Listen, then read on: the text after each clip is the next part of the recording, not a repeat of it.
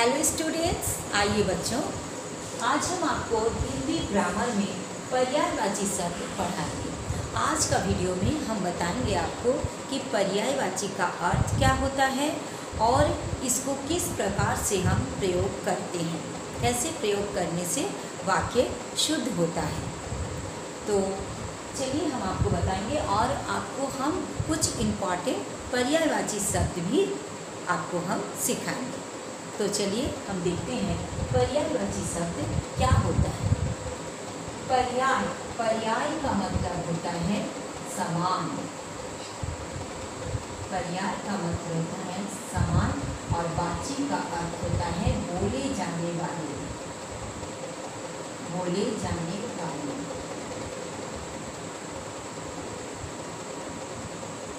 बोले जाने वाले यानी समान अर्थ प्रकट करने वाले शब्द को ही हम पर्यायवाची कहते हैं।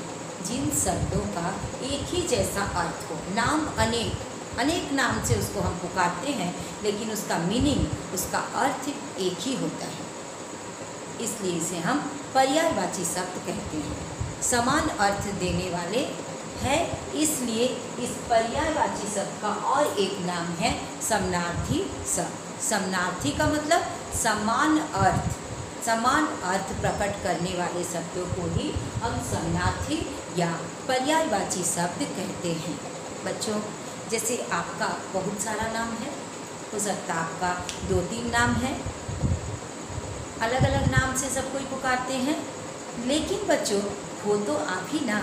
ठीक उसी तरह पर्यायवाची में नाम अनेक लेकिन अर्थ एक ही होता है। जैसे जल, तो जल को हम क्या क्या नाम से पुकारते हैं? पानी, अम्बु, सलील, नीर, वारी, इतना नामों से हम पुकारते हैं। तो इसका सभी का मतलब पानी ही है, लेकिन फिर भी इसको हम इतने सारे नाम से पुकार सकते हैं। जैसे सूरज, सूरज को क्या क्या बोलते हैं? सूर्य, दिनकर, दिवाकर, भास्कर, रवि, इतने सारे नामों से हम उसको पुकारते हैं। आदि नामों से, इससे और भी कुछ नाम है इसका, इतने सारे नामों से हम पुकारते हैं, लेकिन अर्थ एक ही निकलेगा, सूरज। अब आप समझिए कि इसको हम किस प्रकार से वाक्य में प्रयोग करते हैं, कहाँ पर ये सूटेबल होगा। जैसे मान लीजिए पानी, अब पानी को हम क्या क्या बोलते हैं? नीर, वारी, अम्बु, सलील आदि नामों से पुकारते हैं, लेकिन अर्थ उसका पानी ही होगा। अब मान लीजिए हम किसी से बोलेंगे कि मुझे 1 गिलास सलील दीजिए, तो ये वाक्य सुनने में अजीब सा, अटपटा सा लग रहा है। मान लीजिए जिससे हम बोले हैं कि आप मुझे 1 गिलास सलील दीजिए, और उसको इसका पर्याय मालूम ही नहीं है, पानी का पर्याय उसको आता ही नहीं है, तो वो कैसे समझेगा कि हम उसको क्या मांग रहे हैं? दूध मांग रहे हैं ना, लस्सी मांग रहे हैं, क्या मांग रहे हैं? तो इस जगह ये वाक्य सूटेबल नहीं होगा। उसी प्रकार मान लीजिए सूरज, सूरज को हम क्या क्या बोलते हैं? सूर्य, दिनकर, दिवाकर, भास्कर, रवि आदि नामों से पुकारते हैं। अब हम बोलेंगे कि आज भास्कर कितना तेज चमक रहा है, तो ये वाक्य सुनने में अटपटा सा लग रहा है, ये वाक्य सही नहीं लग रहा है। जिसको ये समझ में ही नहीं आता ये भास्कर क्या होता है, तो वो कैसे ये वाक्य को समझेगा कि आज क्या चमक रहा है? भास्कर चमक रहा है, ये भास्कर क्या होता है? तो इसके लिए उसको पर्याय जानना ज़रूरी है, इसलिए ये वाक्य यहाँ पर सूटेबल नहीं हो रहा है। तो हमें इस प्रकार का अधिकतर हम लोग सूरज और सूर्य नाम से ही जानते हैं। तो यहाँ पर इस वाक्य को इस प्रकार से ही लिखने होगा, इस प्रकार से कि आज सूर्य बहुत तेज चमक रहा है, या आज सूरज बहुत तेज चमक रहा है, तब ये वाक्य यहाँ पर सुंदर लगेगा, सूटेबल यहाँ होगा। तो बच्चों, आपको पर्यायवाची का अर्थ समझ में आ गया कि नाम अनेक लेकिन अर्थ एक होगा, उसे ही हम पर्यायवाची या समानार्थी शब्द कहते हैं, समान अर्थ देने वाले।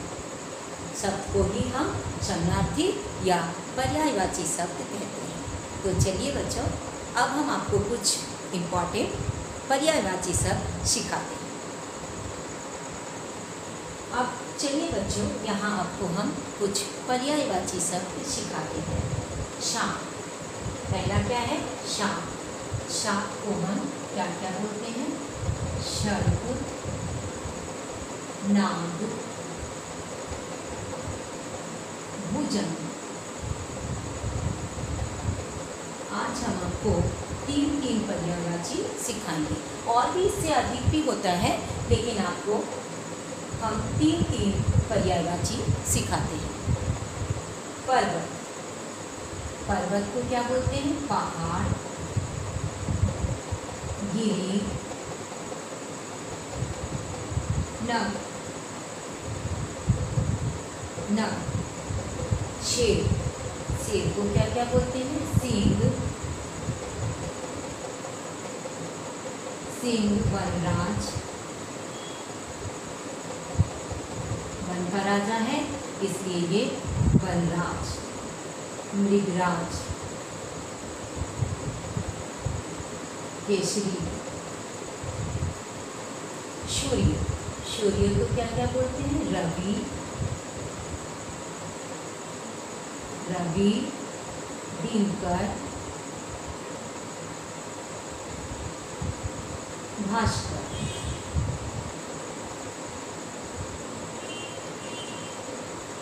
आग, आग को क्या क्या नाम से पुकारते हैं? अग्नि, अग्नि, अनल, अनल, पावन, अनल, पावन। सांप, ये जो सांप है इसको हम अनेक नाम, इसका अनेक नाम है, लेकिन अर्थ एक ही होगा। ये सर्प मतलब भी सांप, नाग मतलब भी सांप, और भुजंग का मतलब भी होता है सांप।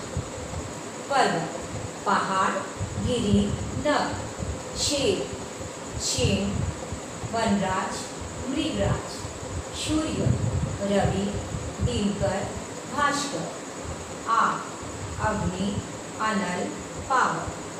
चलिए और कुछ आपको पर्यायवाची सिखाते हैं।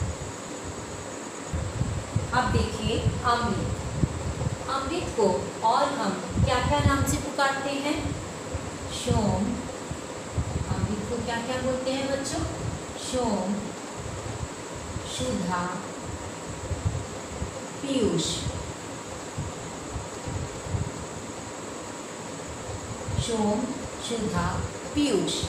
आकाश, आकाश को क्या बोलते हैं? नभ, गगन, आसमान।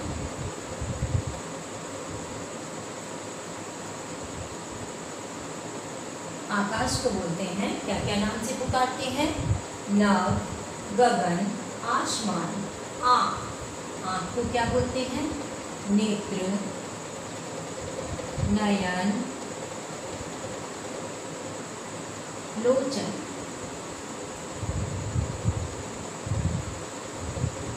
नेत्र, नयन, लोचन, इस सभी का मतलब होता है आँख, लेकिन इसको अलग अलग नाम से हम पुकारते हैं।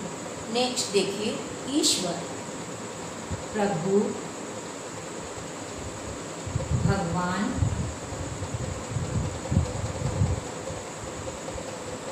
परमात्मा।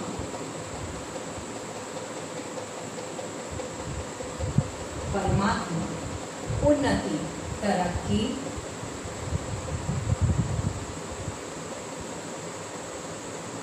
विकास, प्रगति।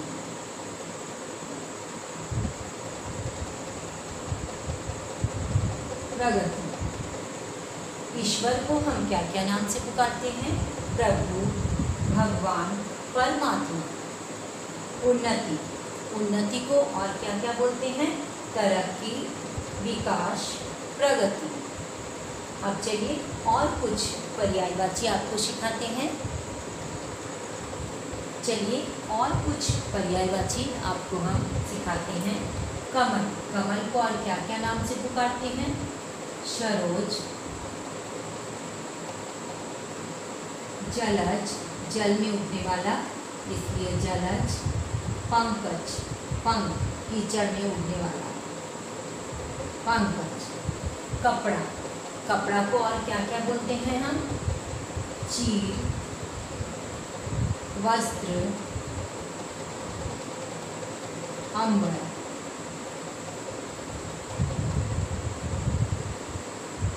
घर, घर को और क्या क्या बोलते हैं? गृह,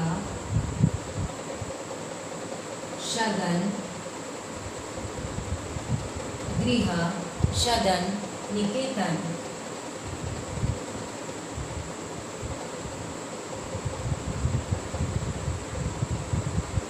चंद्रमा, चांद, चंद्रमा को और क्या क्या नाम से बच्चों पुकारते हैं? चांद, शशि, सोम। हाथ, हाथ को क्या क्या बोलते हैं? कर, हस्त, पानी। बिना पानी, माँ सरस्वती को बोलते हैं बिना पानी, यानी बिना लिए हुए हाथ में। पानी मतलब हाथ। चलिए और कुछ आपको हम पर्यायवाची सिखाते हैं। अब बच्चों चलिए ये लास्ट 5 हम पर्यायवाची आपको बता देते हैं। बच्चों और भी बहुत पर्यायवाची होते हैं, लेकिन अधिकतर एग्जाम में जो आते हैं इम्पॉर्टेंट हैं उसको आज मैंने सिखाए हैं। तो चलिए देखते हैं दिन। दिन को और क्या क्या नाम से हम पुकारते हैं? दिन का दिवस, दिवस, वार, वार्षिक। दूध, दूध, दूध का दुग्ध, क्षीर, पैर। दुग्ध, क्षीर, पैर। देवता, देव, शूर, अमर। देवता का देव, शूर, अमर। हवा, हवा का वायु, पवन, शमीर।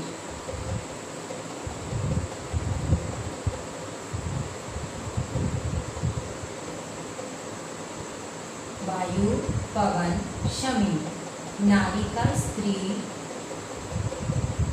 नारी को क्या क्या बोलते हैं? क्या क्या नाम से पुकारते हैं? स्त्री, महिला, महिला, औरत।